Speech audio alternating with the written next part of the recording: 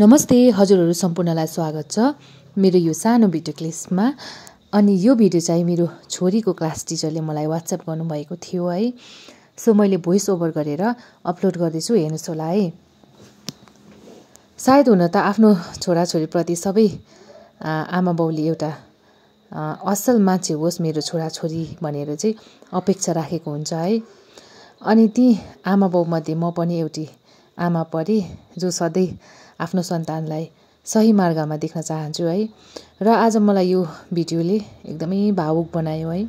हुन त म छोरीको आमा भएर होला तपाईहरुले देख्दै गर्नुभएको यहाँ जुन चाहिँ भिडियोमा हुनुहुन्छ साथीलाई हेल्प गर्दैछ, उले चाहिँ आफ्नो वर्क सकेर पनि है, आफ्नो काम सकेर पनि हेल्प गर्दैछ। त्यो कुरालाई देखेर होला उसकोमा त्यो गुण देखेर चाहिँ मलाई अलिकति म इमोसनल भइपठाएँ। किनभने भावुक हुनु पनि एउटा कारण छ है।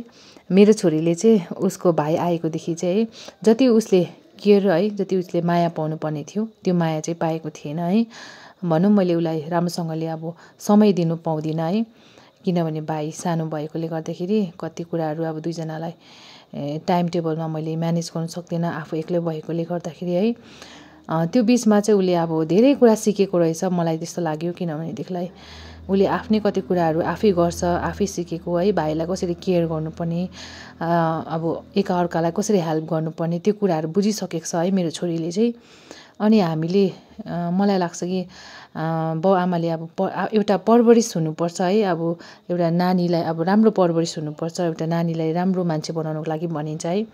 तर अब हामीले इन्भाइरोमेन्टै त्यस्तो छ भनेदेखिलाई पनि हाम्रो नानीहरूले चाहिँ सिक्दो रहेछ है कति कुरा आफै सेल्फ डिपेन्ड चाहिँ अब आफै पनि हुँदो रहेछ है।